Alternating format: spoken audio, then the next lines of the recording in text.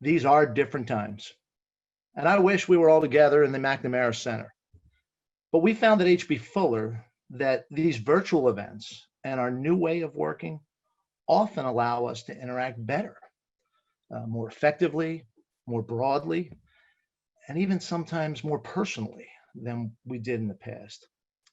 Thanks first to Dean Zahir and everyone on the Carlson team who make First Tuesdays successful for alumni and members of the business community to continue their professional development by understanding the current business issues. Since the school's founding over 100 years ago, learning and getting to be better business people is the core of what we do. And while today's events are unprecedented in many ways, the unchanging fact is that business leaders who are educated, inspired, and entrepreneurial will lead the way to a brighter future for our world following these events. Some of you may have your careers on hold right now. Some of you may be busier than ever. I know I am. But all of us are working in a new environment. And all of us have an opportunity to learn and change coming out of this pandemic with better tools, more efficient work processes, so that our businesses can progress our society further in the future. That's what we do in the business community. We make society better. And hopefully you'll walk away with a few ideas that can help you and your business make the world a better place.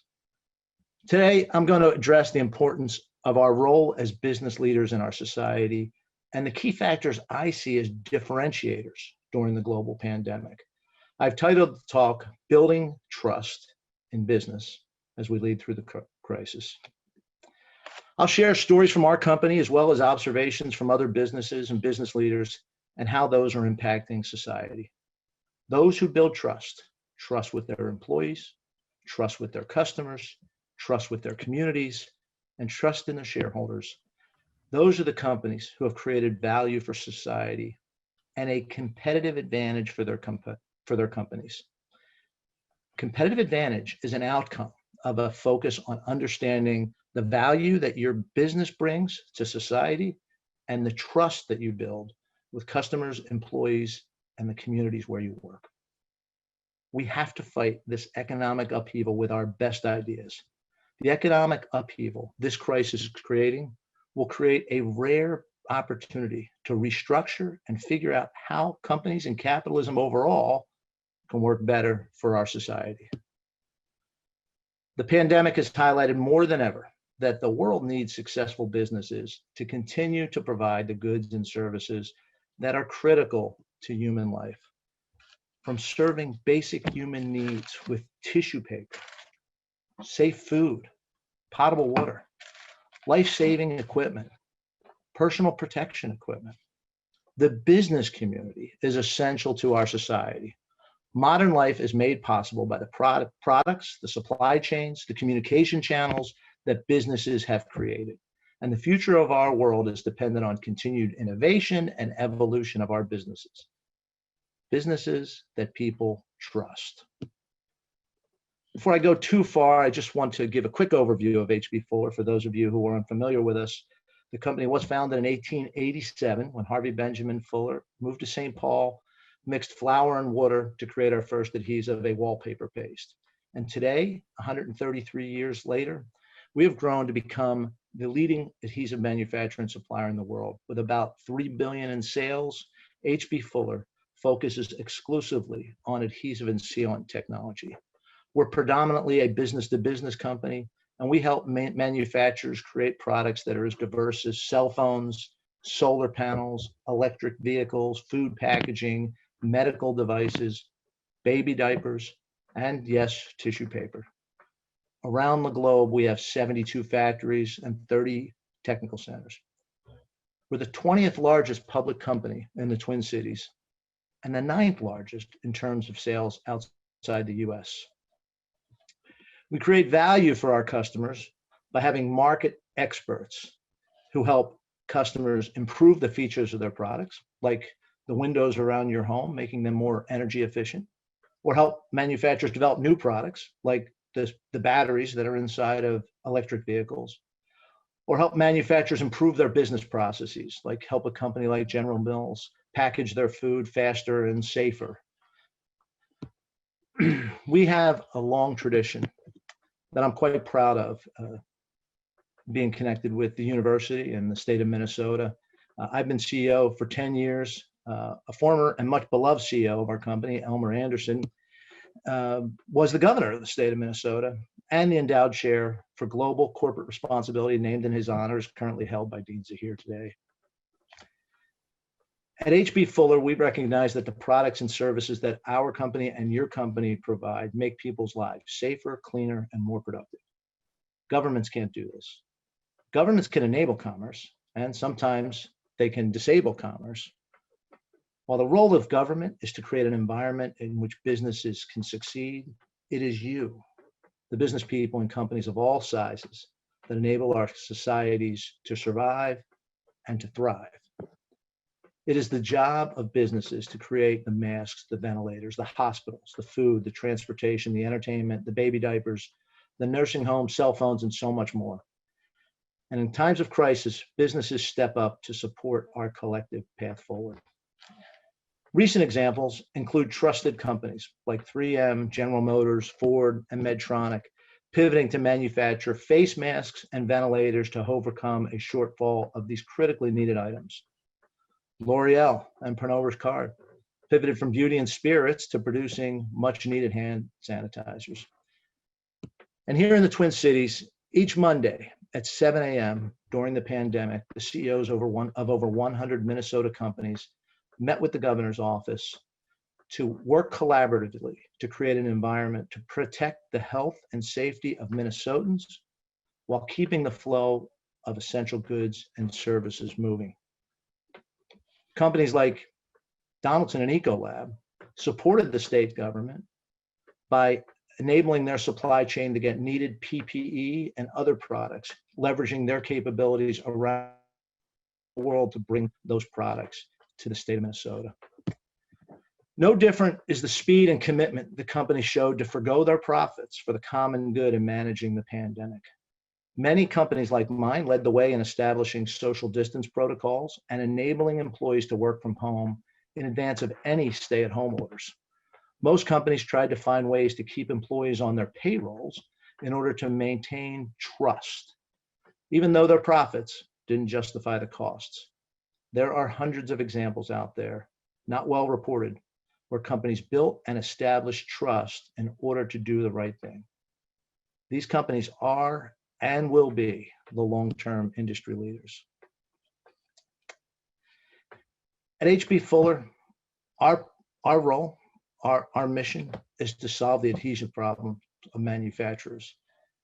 And our adhesives are critical in the production of these essential goods that are a big part of your life. Adhesives are the hidden piece of the baby diapers that we all count on to keep our babies healthy and safe. The computers we're all looking at are held together with adhesives, often H.B. Fuller adhesives. The offices we work at, again, held together. The ventilators and the face masks many times are bonded with H.B. Fuller adhesives. Keeping our buildings safe through the windows that we use, the communication devices that we have, the food products that we all count on to be packaged and safe and healthy, all with H.B. Fuller adhesives. We look at our responsibility and our mission as making the world a better place. And we look at it seriously with a lot of passion as we move forward. Interestingly for us, we also had a product that was a disinfectant product that was used to prime surface areas before our adhesives were applied, especially in HVAC applications. Well, as the pandemic progressed, the need for that product expanded dramatically. We increased production 100-fold of that product. And today it's one of our first products that's available on Amazon as a business-to-business product. And it's been just remarkable how quickly and capably our team stepped up to meet what was a key need for our customers all across society that didn't have the disinfectants that killed COVID-19. And our team brought that to market quickly. I've long felt that trust is the key to successful business. During times like these, the level of trust you've built in your brand, in your teams, and in your ability to make a difference in the world matters. It matters more than ever, and it's a big differentiator right now. At H.B. Fuller, the story of this pandemic began on January 23rd, 2 months before most local companies experienced any impact. Our team in China was forced into lockdown. We have 1,000 employees and about 12% of our business in China. We weren't able to travel to China, but we had trust in our leaders, and they had trust in the leadership of the company. I've personally been to each one of our sites, of our 7 facilities in China, many times. We had a board meeting there 2 years ago where there was a connection with our board and our team members. Every day, our company acts as a global team connecting daily. And just this December, we brought our Chinese leader, along with the other top 100 leaders of our company, here to Minnesota for an annual meeting of the top 100 company executives. That's how trust is built over time. As the outbreak started, the team in China were trusted and empowered as they established quarantine protocols, social distancing, mask policies. They managed supply chain issues that were very complex. We outperformed our competitors because we trusted our team to do the right thing based on our values. Our principles were clear. Protect the health of our employees first and foremost.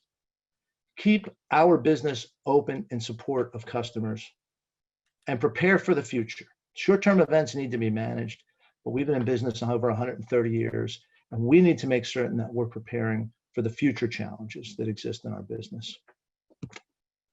The team did an amazing job. They secured masks, which were in short supply from colleagues in Korea and Portugal. Again, that trust that was built around the world.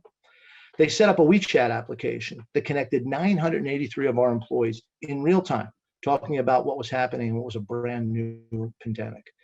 They secured supplies and they followed our principles. Not one employee in China caught the disease.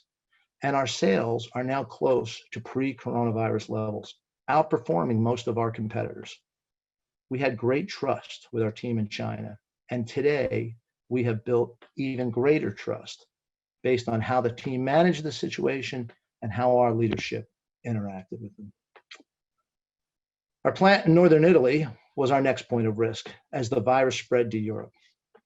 While this was happening, our plant manager in Pianezza, which is north of Venice, reported live to more than 3,000 people on a global town hall webinar, how they were dealing with the pandemic, supplying customers with adhesives to support food packagers and keeping their employees safe. It was a powerful message to people around the world who are going to soon experience something similar.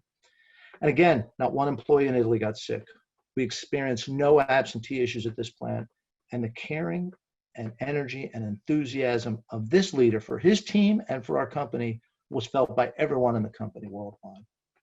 Around the world, we set up the same leadership plan, high-level guidance, but with autonomy in each of our facilities. We followed local guidelines and laws as they evolved, and we trusted our leaders to protect our employees' health. Where we had strong leadership, like in Italy and China, things went extremely well. Where we had less experienced leadership, we had challenges to manage.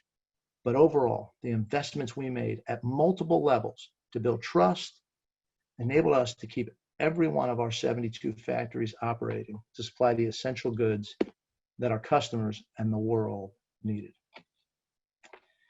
In the US, we had 7 cases of COVID-19 thus far, but none of those employees were infected at work, and no one transferred the virus to any other employee, despite the fact that we have factories with more than 200 employees in them. Our headquarters in Minnesota has been a ghost town for the past 2+ months, with most employees, except lab and manufacturing personnel, working from their home. We equipped each employee with the technology tools and the training needed to work remotely. And we leveraged lessons from around the world. Our office workers have been managing personal challenges and new ways of working with great success. In fact, the productivity spikes we've seen are causing us to rethink how and where work is accomplished. and to carry those positive learnings of the past couple of months into our future without losing any sense of our company vision and our culture. Our factory workers had similar challenges with the added stress that comes with the concern of themselves and their family members as they went off to work sites every day and engaged with other people face to face. In one location, we had employees that moved into the factory for several weeks at a time. The local laws didn't allow people to move back and forth, and they actually lived there while they produced our adhesives and met curfew requirements. The commitment of our employees has been nothing short of heroic, and I'm very proud. Throughout all of this, communication was critical. We stepped up our employee communications to clearly and repeatedly share our perspective on the pandemic each and every week. Each week, we have an issue of what is happening at our facilities around the world and call outs on the extraordinary work that employees are doing. First, keeping H.B. Fuller open for business, and second, putting us in a position of strength as we move past this crisis. I've done a series of video communications as a way to personally thank our more than 6,000 employees for their dedication to our success as they manage both the challenges associated with the crisis, including working from home while helping their children with distance learning or caring for sick relatives, while also managing the demands of their jobs. We also increased the frequency of our global town hall meetings, quarterly to monthly, moved them to Zoom webinars like this. One thing we've learned is how much more engaging this platform can be. Attendance has been higher, and the number of employees asking questions or making comments increases with each passing month. Regular one-on-one calls are also powerful, especially video calls, keeping all of us connected. While each site was setting up their work from home and safe operating plans and local guidelines, at the same time, we knew that as soon as we reached this lockdown, we were going to need to start preparing for the startup. China taught us that lesson as well. In order to facilitate this, we established our Ready, Set, Go protocol, which said that each site needed to begin to get ready for a new normal with the appropriate procedures, social distancing policies, physical barriers to allow people to work safely. Once the site met a predetermined set of guidelines, they were considered set. They could only reach go status when the local government allowed employees to come back to work. We could then voluntarily allow employees to return to their work site safely. We established principles that our leadership could use to determine how and when to return to work. The 4 principles are, first and foremost, maintain employees' health and safety. Being first and fastest at supporting our customers in the new normal. Leverage our new ways of working and create a different way of working and gaining market share. The health and safety principles are guiding our reopening effort. The health aspect is critically important in keeping everyone safe, always has been at H.B. Fuller. As a company that manages chemical companies, we understand the importance of setting up processes, procedures, and enabling people to operate safely around whatever the hazards are. Our overriding message is that no employee should receive or transmit this disease at work. And it's built first and foremost on a strong social distancing philosophy. In business, speed wins, and our first and fastest mantra is enabling us to solve customer problems and meet needs faster than our competition. Onshoring of the production of medical PPE in the US and Europe and disinfectant sales are 2 new markets where we moved fast and we won.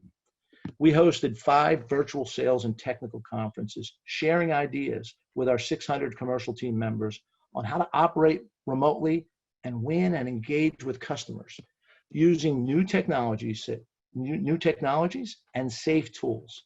One of our employees established a protocol of Zoom webinars and was able to close business during the crisis that would only have been done face-to-face. Another one talked about the fact that normally we'd have to wait for meetings, but because of internet change, we had 7 meetings in a time that we would have had 1 or 2, and they were able to close business more quickly in this environment. And a third one talked about physically being at one of his distributors who sells products, but using the bed of his truck as a social distancing barrier, enabling him to engage with his customers face to face safely, but still able to do that. So a lot of those lessons are examples of how out in the market we're interacting differently. For many of us, we're working in office environments and we're seeing the same type of new opportunities to work differently and better.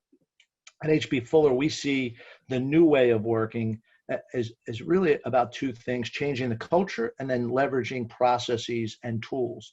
The cultural piece talks about the speed at which decisions are made, the accessibility, and the overall nature of engaging those that are remote versus those that are in offices and meetings. So changing that culture is one aspect of our new way of working. The other is the use of tools. Making videos a very common tool for interacting and talking to people is very powerful, but also expecting the use of other applications and tools and training our senior people and all people in their capabilities to use those, including those that are working in office that need to interact with remote employees. So all of this is making us a better company that's better able to serve our markets. And the fourth principle was market share gains. As a recession comes on board, gaining share is really important. And I've sent multiple videos to our customers, thanking them for their business, seeking out opportunities. Customers trusted us during the pandemic, and we delivered.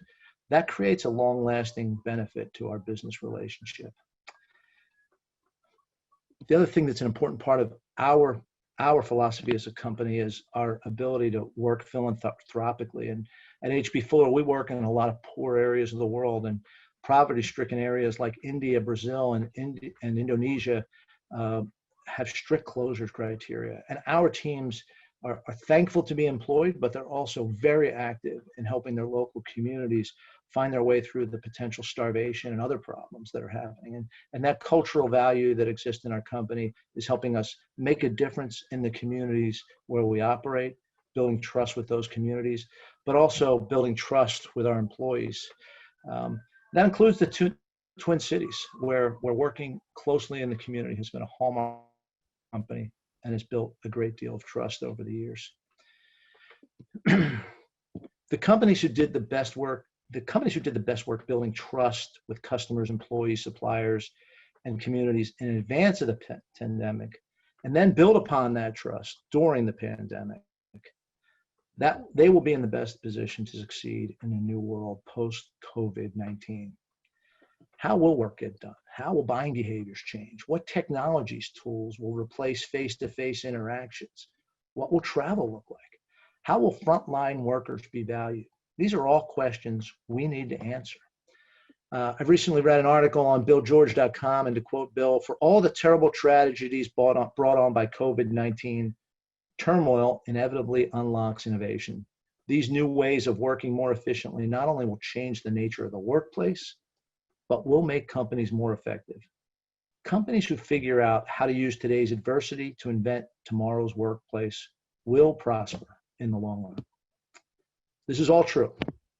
And I'd add that the ability to build trust in tomorrow's workplace is an unchanged priority for leaders. Building trust is critical to successfully transitioning to the new way of working. For me and my leadership team, trust was built as I visited with each employee who I have met with face-to-face at every H.B. Fuller site all over the world, over all the years. Prior to this crisis, I spent a lot of time in our plants talking to our employees and making connections with them. I've started doing that again in the U.S. with a visit to 8 of our factories just 2 weeks ago to thank those employees who have kept our company running. They are the heroes of our company and of our society, providing the essential goods that we all needed during this pandemic. I'm looking forward to thanking all of our employees around the world who are getting us through this crisis, especially those employees in China who led the way originally. Appreciation is a cultural value that creates human connection and builds trust, and it's one that we hold dear at H.B. Fuller. Trust is the critical aspect of leading through a crisis.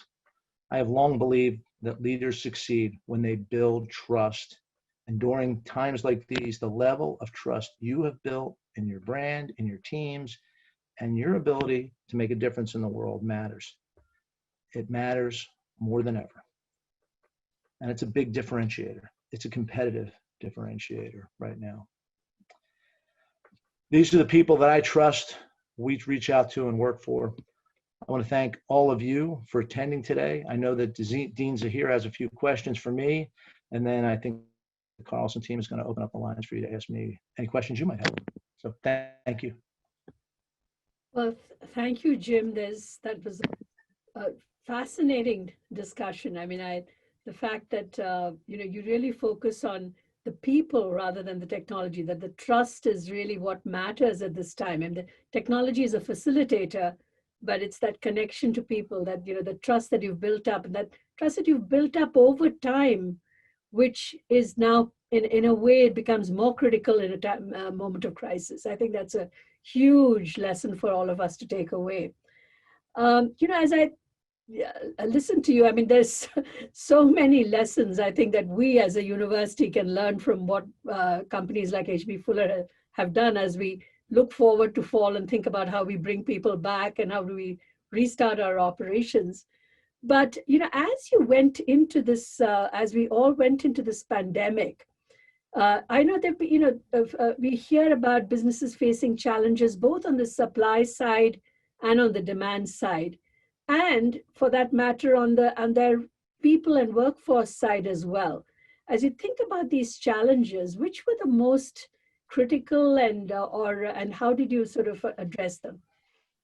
Yeah, so that's a pretty broad question, Cherie, but I would say that uh, the way we look at this problem and most problems is first and foremost around our employees. And I think great businesses understand how critically important their employees are, and think carefully about the personal challenges they have, whether that's a stay-at-home parent who's now got or a parent who now has two kids staying at home that they have to educate, or a factory worker who maybe they're comfortable going to work, but their parents or their spouses are concerned, or they have a sick parent. So understanding those dynamics and the employees' challenges first and foremost. From a supply chain standpoint, we've worked very hard to be global in our thinking from a supply chain standpoint. That served us very well competitively as well. So I didn't talk a lot about that dynamic, but our supply chain team did an outstanding job of securing materials. Oftentimes logistics were hard during this process. So we recognized that as a business, this mantra of open for business meant we had to deliver, and not deliver late, not deliver halfway or a third of the way, but get the job done quickly. And our team focused on that. And the supply chain problems were real, and we quickly enabled alternate supply chains, alternate suppliers. We tried to think ahead as to what was going to happen with global transport of goods and get a more local approach. And that was really powerful for us. I think the absenteeism that some companies felt happens out of fear. And I think we were, again, I think advantaged because of China. We understood how and what we needed to manage, and we were able to help people feel safe at work. I think once people felt safe at work, just like the challenge you have at school, people are going to need to feel safe to come to the university. Once they feel that they will be taken care of and safe, then they can think about getting on with their jobs. So absenteeism was not an issue for us. But we did set up a weekly governance meeting to track absentee issues and specific site issues at our 72 sites.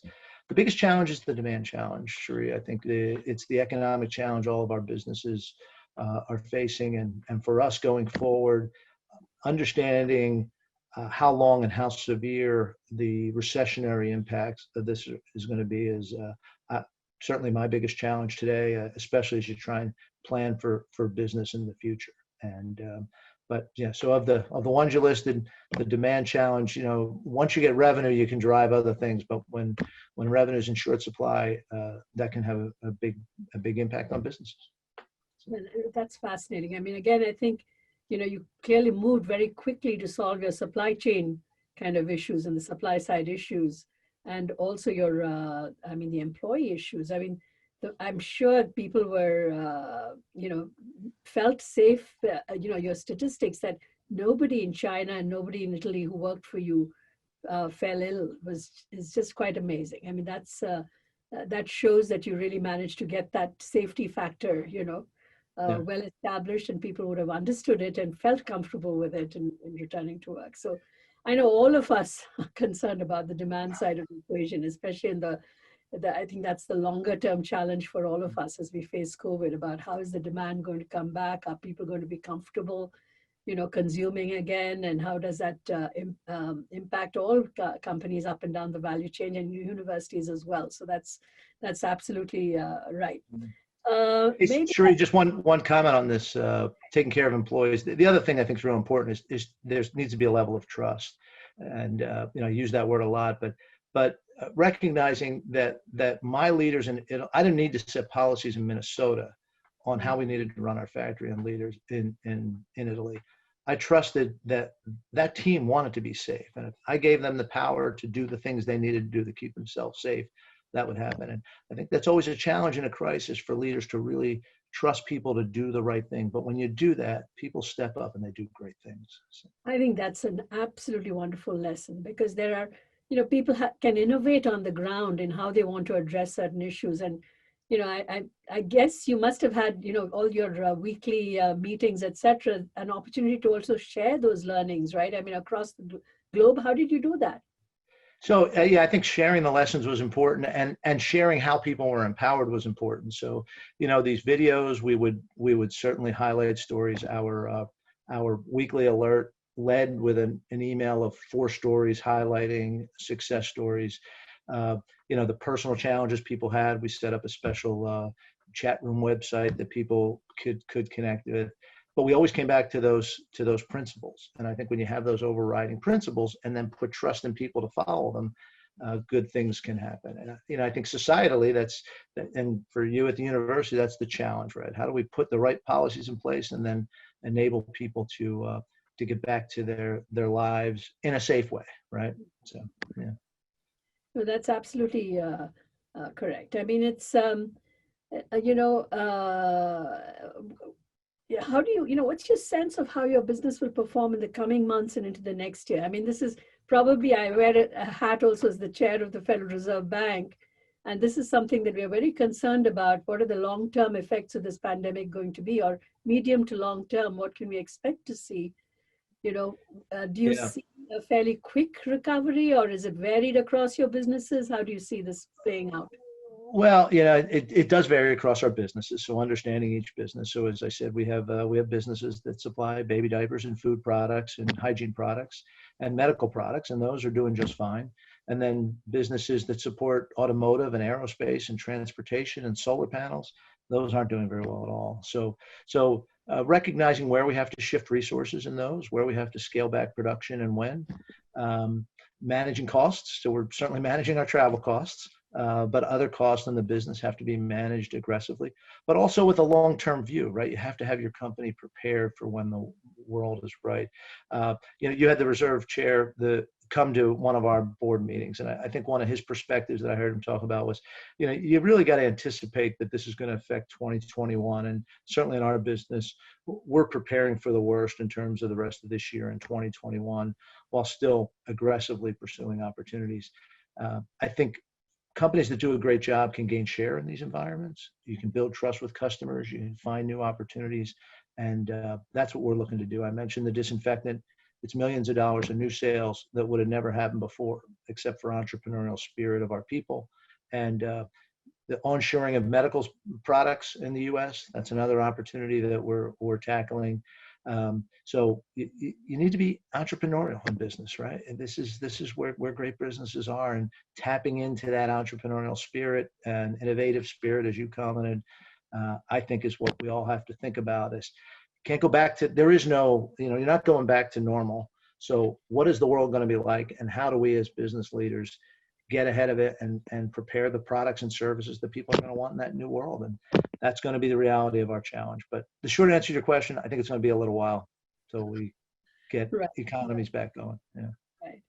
Anyhow, I think we've got some great questions coming in from the audience, both on the chat side of things. And if you want to ask a question, please raise your hand. And on the bottom, there's a raise your hand button on the bottom of the screen. and we'll unmute your line in that case. Meanwhile, let me read a question from the webinar chat from Carolyn Moores. We have a question saying, Jim, thank you for this informative and inspiring talk and for your leadership.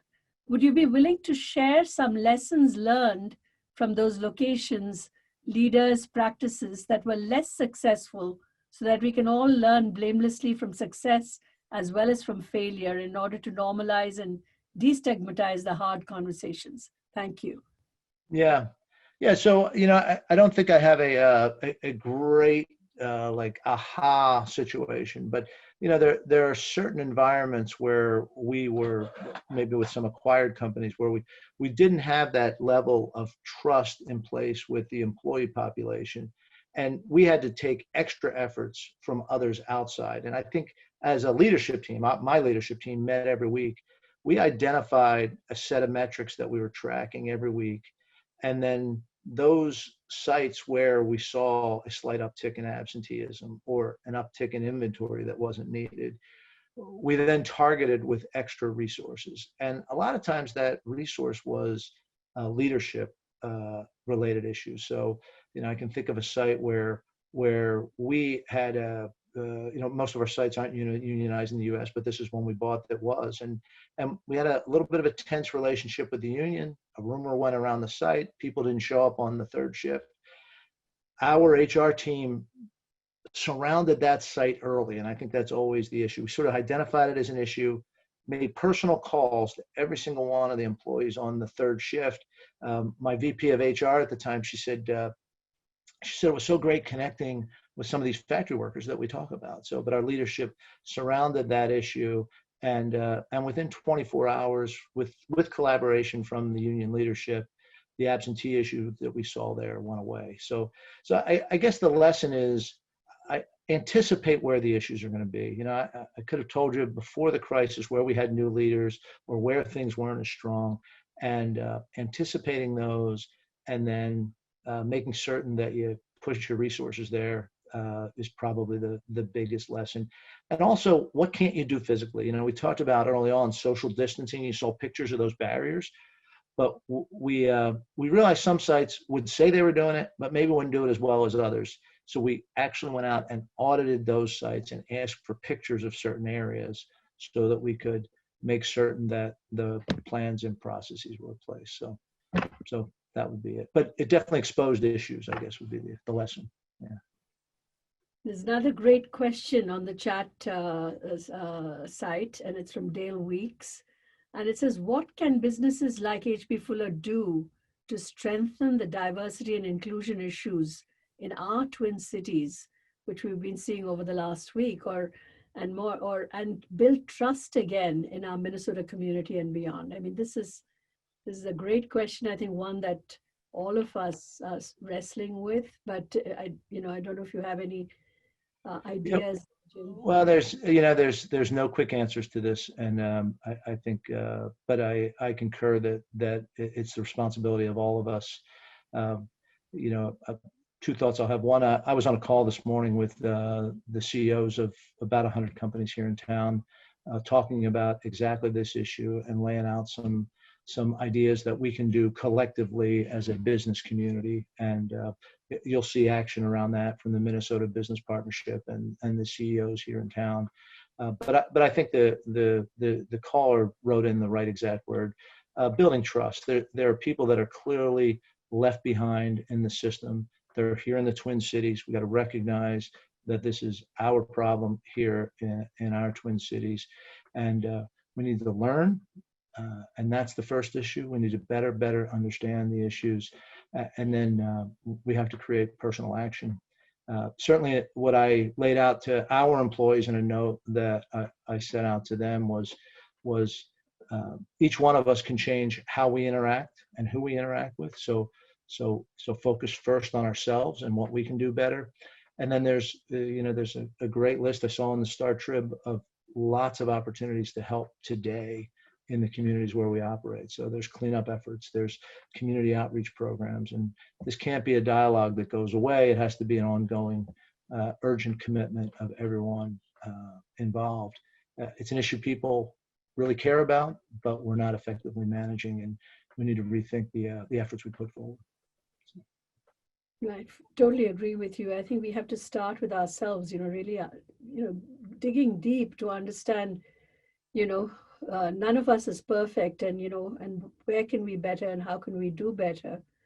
And we also have to listen to what the needs are. I think these are just important first steps, but it's a huge process that I think it's an ongoing process. We have to, take this issue very seriously and build trust, as you said, across everyone, across all people, and figure out how we can, bring back that sense of community and sense of and that we've prided ourselves on, but we've sometimes not done very well.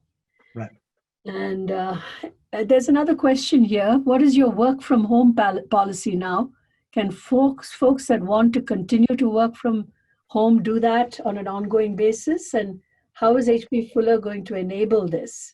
That is shifting traditional office costs to cover expenses incurred from working from home, things like that. So how are you helping us? How are we tackling this? So we are so right now we're allowing all of our employees who have been working remotely to continue to work remotely. So as we allow people to come back, it's voluntary, and those that are productive at home, we're enabling them to continue. We're looking at all of our work from home policies right now, and we're setting up a number of different categories of employees. One thing we're looking at is that all office-based employees will have some work from home rights, and then create a flexible work environment. And I think it's a great question in terms of, is this an opportunity and privilege that people want to take care of, or should we be going into people's homes and giving them access, support, and spending money there? And I think these are different challenges that different companies are looking at. But for us, enabling and allowing certainly more work from home is a policy change that we are in the process of designing and implementing, and expect to announce here in the coming weeks. Amy or Kimberly, are you seeing any raised hands? I mean, I'd encourage people to raise your hands as well. We'll unmute you in that case and let you ask your question as well. Yes, we have a question from Mark Henneman. Mark, we're going to unmute you. Great, thanks very much. Jim, thank you for your presentation. My name is Mark Henneman. I'm with Mars and Power, longtime shareholders of Fuller. My question for you is, the company entered this crisis with an elevated level of debt. And how has that impacted your job as a leader? And has it limited your ability to respond to threats and opportunities during this crisis? Yeah, so thanks for the call, Mark, and for your support at Mayors and Power of H.B. Fuller as a shareholder. Yeah, I think one of the things about our business model that we identified when we took on a higher level of debt is how cash generative our business was and still is. One of the things that happens in our business is there's a natural balance on raw materials. Our biggest supply of raw materials are petrochemically based. Those costs are going down, and most of our costs are variable in our business. So our company has a natural recession resilience. Part of why we're in business the last 130 years. We saw it during the 2008 recession, and when we announced our results, as you know, Mark, we weren't able to commit on what we were going to deliver on revenue and the bottom line, but we were able to commit on our cash flow and $200 million in debt pay down because of the levers that were at our disposal. So it's a real important part of our business and it's part of our success story at Fuller, is the resilience of our business in tough economic times. So thanks for that question. Thanks, Mark. Any other questions any other hands raised? Nothing yet. Nothing yet, okay. If anyone has a question, if you're calling in by phone, feel free to push *9 to raise your hand and *6 to unmute and mute. Well, I think we'll, that was a terrific presentation, and thank you, Jim, for, for this great talk that you gave today. I think the idea of building trust is so critical, And I would love to know how you kept your employees so completely safe through all this. I mean, this is something that, we, worry about every single day. And as we, try and plan for how, how fall might look. So this is something that I think you and I have to have a little private conversation on the side. Yeah, well, I think it's a challenging, and part of it is, and my job is different than yours. You and I've talked about that before, Cherie. But I think the challenge for people in public roles like the governor, like you, and certainly people like me is finding a way to trust people to do the right thing. And I think most people understand now this virus. They will keep themselves distanced, and we got to create the environment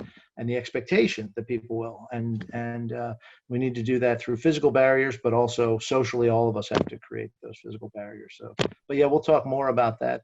Did you have another raised hand? Did I see one there? There is one interesting question there, which I think we probably have time for one more question. And that is, how will H.B. Fuller deal with the decoupling with China that we are seeing? Yeah. Yeah, that's another challenging aspect of our business. Fortunately for our business model, we produce in country for the country. So most of what we produce in China isn't exported around the world. It's used to produce baby diapers and solar panels and other products. Now, some of those products are sold around the world, like cell phones, but most of what we sell in China is consumed by Chinese consumers. So while there's a potential impact, it's less than companies that have a big export-import policy. But yeah, I think nationalism in general might have been our topic if we hadn't had COVID-19. And I think nationalism and the growth of that, as opposed to international business, is a challenge that companies like ours face. And again, I think fundamentally, great companies recognize the values of what they're bringing, what societies want, and then they move their business forward. And that's certainly the way we look at this international challenge of we're going to serve the Chinese community in China. The U.S., as the manufacturing landscape changes, will serve that, and in Europe, we'll manage that. And I think that's part of the real success of our international business model. So. Well, thank you again, Jim, for this wonderful presentation, for your conversation today. And I certainly enjoyed it a great deal, and I hope you did too. I did. I really wish I could call on a few people face to face, as I normally do in these Q&A sessions. But appreciate everybody's attention and time today, Cherie, and for you and the Carlson team for hosting another. And it's been wonderful. I mean, one of the positive things about our move to virtual First Tuesdays has been that we've been having alumni participating from all over the world. So that's always that's different from our usual McNamara First Tuesday. So that's one of the positive things. So at least once in a while, I'm sure as we go into the future, we'll continue to do things like this virtually so that we give opportunities for everyone to learn.